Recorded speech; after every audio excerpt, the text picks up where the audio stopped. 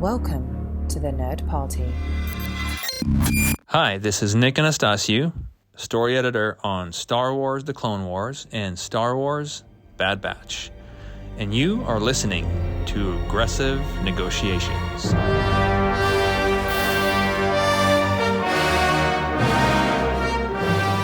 Welcome back, my friends, to the Star Wars podcast that never ends. It is Aggressive Negotiations, brought to you hot and fresh once again on a weekly basis by yours truly, Jedi Master John Mills, and my dear friend, my close compatriot, my everlasting companion, Jedi Master Matthew Rushing. Matt, we've got a really topical conversation this evening, but first I want to ask, have you done your health check with 21B walking in? Are you all clear to do this episode? Sorry. Have you seen Rick Nema? I feel like I've come down with the Wookiee flu, and I'm needing some medication. So have you seen her around the temple here? Because No, she said, I think the last thing she said to me when I saw her was that she was wise to your ways and that she refuses to tend to you anymore. So I don't know what that means. I'll let the audience figure it out. But what the audience really needs to figure out is how to go over to Apple Podcasts and give us a star rating and review. We think we're a 5-star show. Do you think we're a 5-star show? Go ahead and let us know. We do this for the love of the game. We do this for the love of the airways. We do this for your love. So show us that you love us too. You can, of course, go and find us on social media on X at the Jedi Masters. You can find the network there at Join Nerd Party. And you can find the Nerd Party on Instagram and Facebook, which is really the same company, but that's okay. We all like to pretend it's two different things. So, Matt, our topical conversation today, because I've had a couple of ins and outs, some doctor's appointments lately, some family and stuff like that. And so really what I'm thinking about is sort of the logistics. We love to talk about the logistics of things. Like, we keep it lighthearted and everything, but there is sort of like a little itch to scratch on this one. The logistics of any sort of healthcare system within the Star Wars galaxy, all of the multitude of species, all the multitude of cultures, all the multitude of religious beliefs that might prevent, certain procedures or stuff like that, and just sort of navigating that. So the first part of the question, just to get the conversation going, is in the Republic or the Empire. I know that a topic that likes to come up is sort of like this, universal health insurance sort of thing. Just kicking it off, do you think in a Republic or Empire situation that there would be any logistical way to truly have like galactic universal coverage for people? Like, that would just not be a possibility, would it? I mean, I don't think the idea of universal coverage given by the Empire itself, or not that the Empire would care, or the True. Republic would care. I think in that sense, the idea of whether or not there would be something like a health insurance system is definitely very interesting. And I think in some ways, I don't think it would be universal, but I do think that you could definitely pinpoint planets where you could see them having a universal coverage for their planet. Like, I got the sense of when we went to Alderaan in Kenobi series, that's the type of planet where that kind of thing would be an afterthought for them, in the sense of like, oh, of course we have this, Tatooine, you're on your own. If you can find a modder or somebody to bring you back to life, you're paying a lot of credits for that, as we saw, in the Book of Boba Fett series. And so, it, like, when you brought up this question, I was just thinking about all the different ways in which we've seen different medical systems, right? You think all the way back to Return of our Empire Strikes Back, when Luke gets his new hand, right? And so, the type of technology that we've seen where, people can be brought back or saved from very life-threatening things is absolutely a possibility in the Star Wars universe. The interesting thing that I do think is a great question is like, who pays for it, and how would insurance kind of work on this kind of galactic scale? See, I think you wind up unlocking part of the answer right there, because you cite Empire Strikes Back, and yes, there's a 2-1B medical droid, and there's an FX7 medical droid there too. It was one of my favorite figures growing up as a kid in the 1980s because it had a whole bunch of arms that could come out from the sides. It was really neat.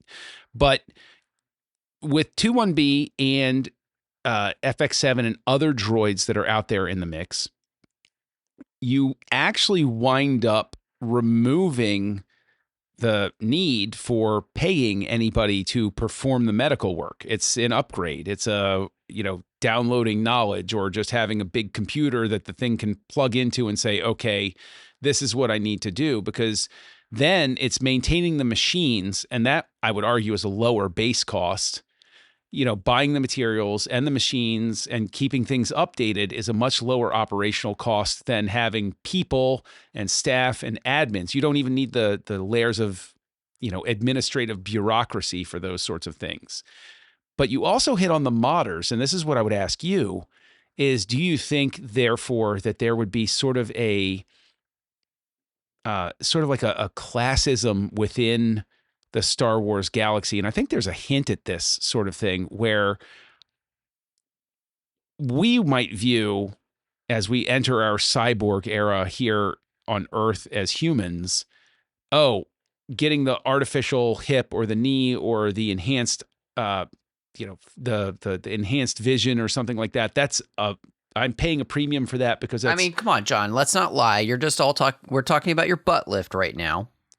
I thought we had agreed not to talk about that, Matt. And, especially because we know that I'm entering a very sensitive phase of my own career and why I got that. But we'll table that one.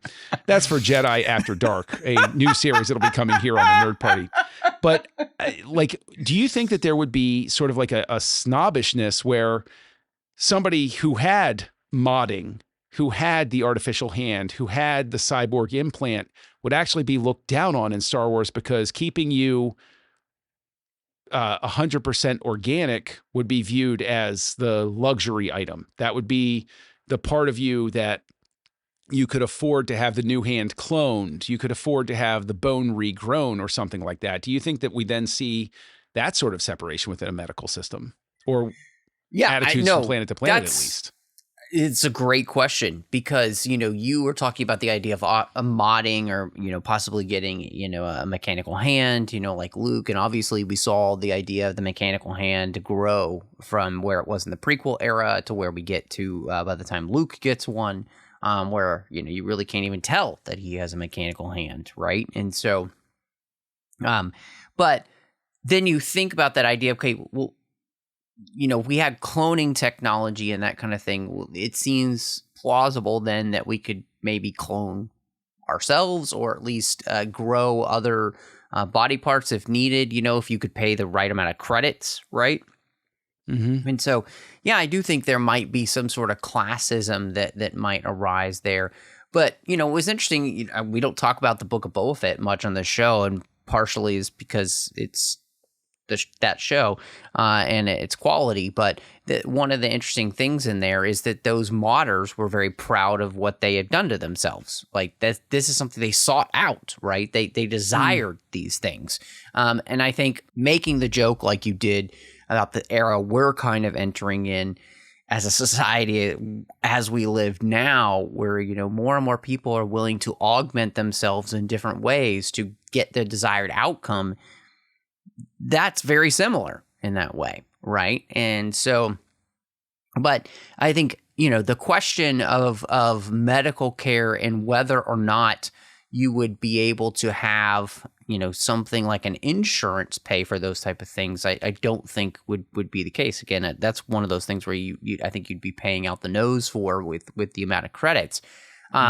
You brought up the idea though too, because as I'd been thinking about this, I was thinking about that Clone Wars, the Clone Wars movie, right, where they, they're in the ship, they're flying away from Teth, and Rhoda is sick, and who we just found out is going to be in Grogu and the Mandalorian. How awesome is that? I'm honestly thrilled about that. That is the coolest thing, because everybody, as they shared those headlines, seems to have forgotten that Rada will have aged since we saw him in the Clone Wars. Yes, so he's going to be a full-sized Hutt, y'all. Chill out. Seriously. But what does Ahsoka do? She finds a holographic doctor droid on this ship, which makes sense that ships would be installed with this kind of thing, so they could diagnose patients. And then, of course, there seems to be some sort of almost like matter replicator or something that it creates the medicine that is needed, and so that's a possibility. Maybe not necessarily like that, but maybe it's something to which when you load the medical droid hologram, it also loads with a synthesizer of, base medications for something, so you can create those kind of things. Basically like a compounding pharmacy that's just inside the ship. It's like it forgive me for saying this, but it's like a Coke freestyle machine for medications, right? You're like, okay, what combination of antibiotic and analgesic and anti-inflammatory do I need in order for this medication to work? And it has enough of the base materials in it that you can punch in the things and it just mixes it for you. The way you would go to a compounding pharmacy and ask for, I need this medication, but I'm not going to buy the name brand. I need you to put this medication together for me out of the compounds. They can do that now. We have people that can do that now. And so, yeah, that's it. I'd forgotten about that aspect of it, about it being sort of like just something that ships come equipped with, is even if you don't have a real droid, you have a holographic droid. And then those base materials on there, because that would be, I think you've hit on something there. I forgot about that. That would be sort of a necessity in a lot of ways. Now, obviously, Han doesn't have one. So that becomes, it's an add-on that you need. The interesting thing, think about this, though. When Luke has his hand cut off, right? There is the stabilization unit that is on his hand. So the Falcon does have some sort of medical equipment there. It's just not as sophisticated as what we saw in the Twilight there in the Clone Wars movie, which also makes sense, even though that was an old ship. It's in the Republic era, and the Republic era was much more known for having better ships. More even older ships seem to be more up to date with those kind of things.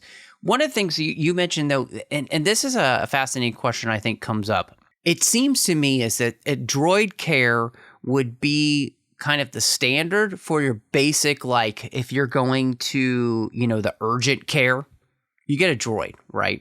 But if you go to the really fancy planets, again, like Alderaan, before it experienced a bad Tuesday, that you would have an actual being. And so that would be the other difference in here is that if you were on a planet that had actual medical professionals that were organic and not just a droid. I mean that and again, you may have droids that just did routine things, but that the more that you needed or if you're willing to pay more, you could be, cared for by an actual organic being.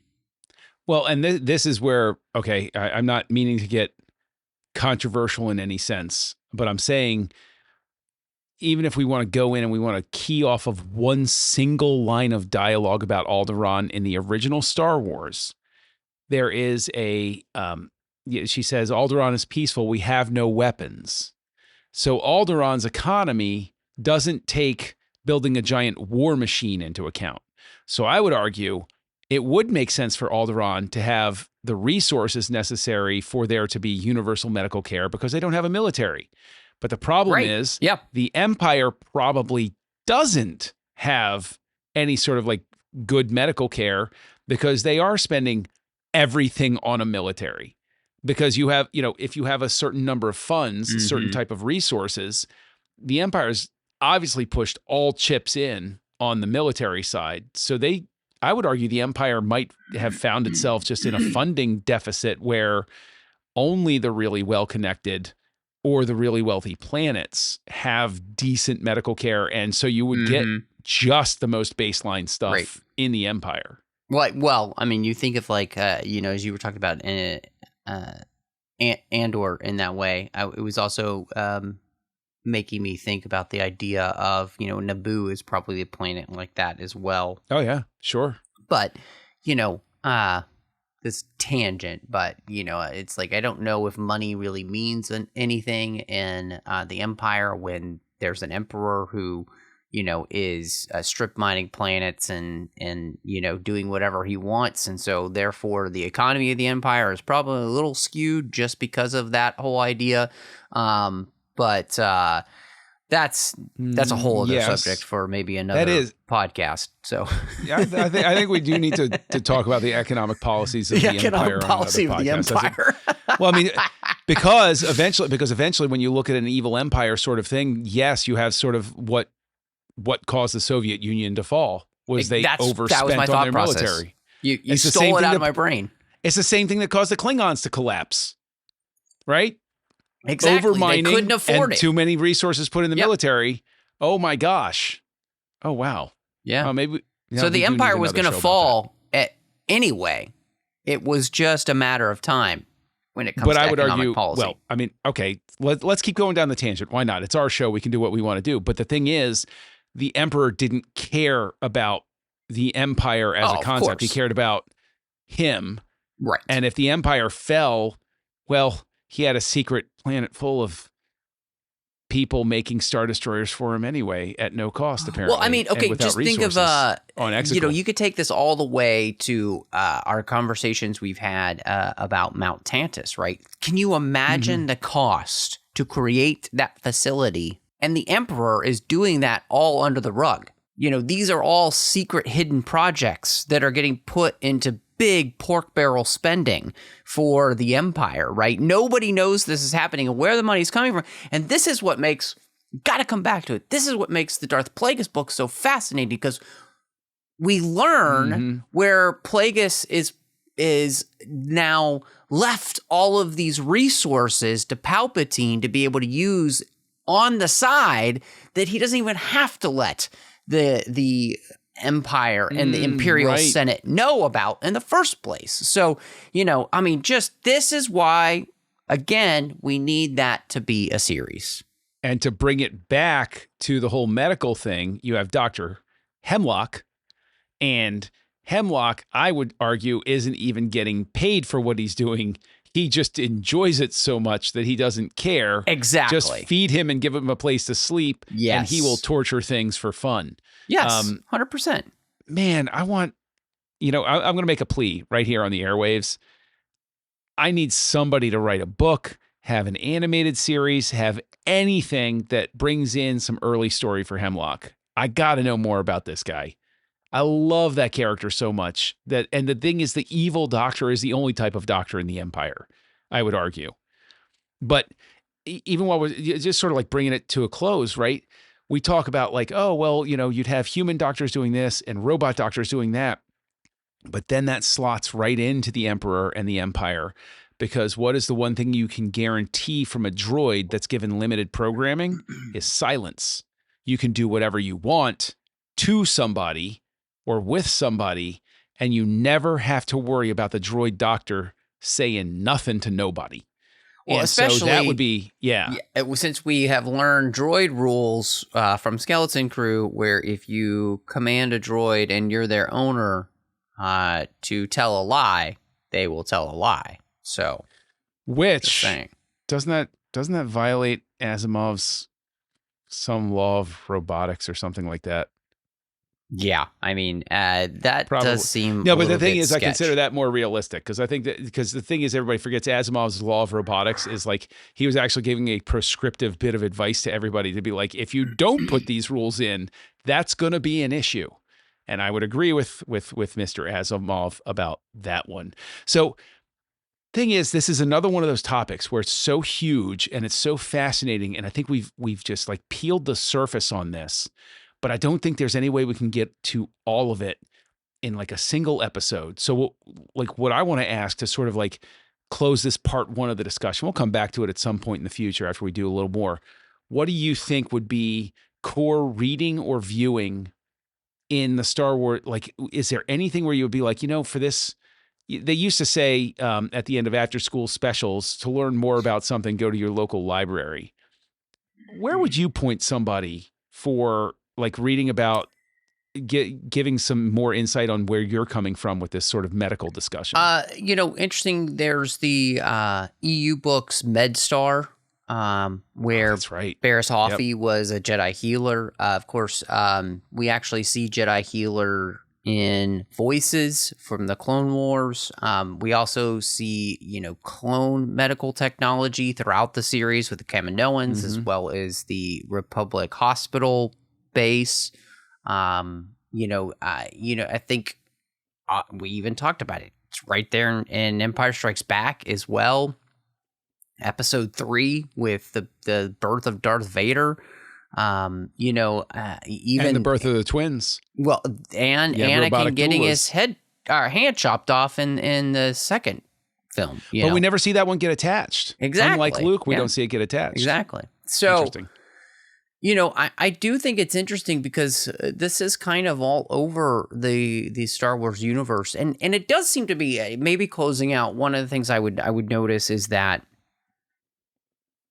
because of droid technology, healthcare seems to be a thing that which nobody really thinks about because they just have droids at the baseline who basically are programmed to be able to do this with the knowledge of, actual human or actual beings who have been doctors who have then programmed with all of the medical knowledge that they need by, downloading it into their brains with books and stuff. And so, which I think then, like you were saying earlier, it makes the cost of medicine much lower in that sense, or at least of going to see a droid doctor, because the only cost then is downloading the information.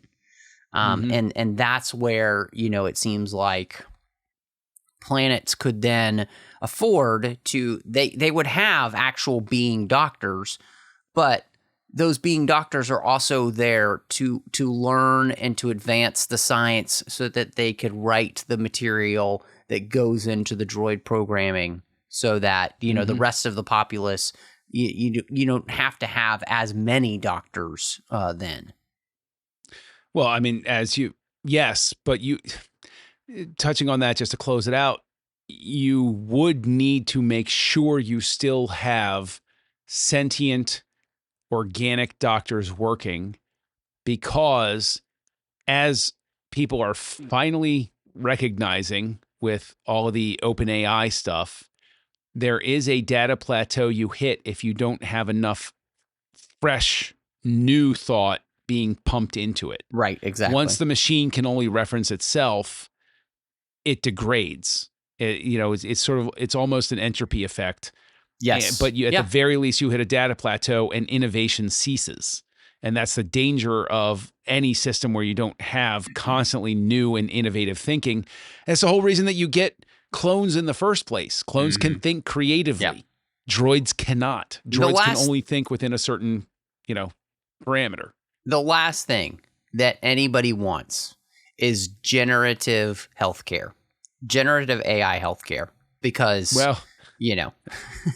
I think you're going to get it either way. But you know what people can get from you online is further insights on the healthcare of the Star Wars galaxy. So where can they find you out there, Matt? Well, you can find me all over social media under the name Matt Rushing02. Here in the network, you'll find me doing Owl Post with Drea Kaufman, which is a completed show about every single chapter of the Harry Potter series.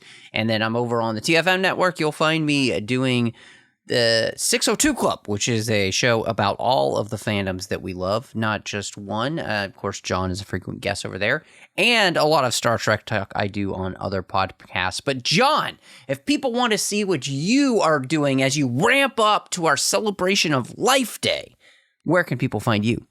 Well, gosh, you can find me with all of my specific movies that I love to watch as I get ready for Life Day out there on social media as Kessel Junkie.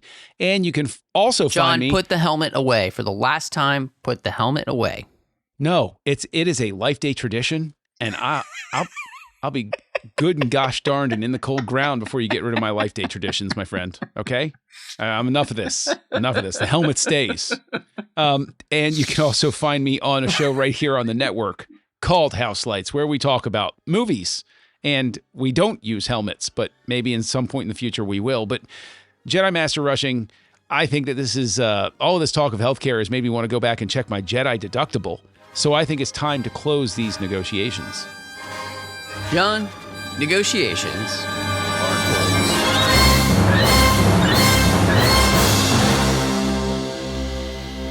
closed. Join the revolution. Join the Nerd Party.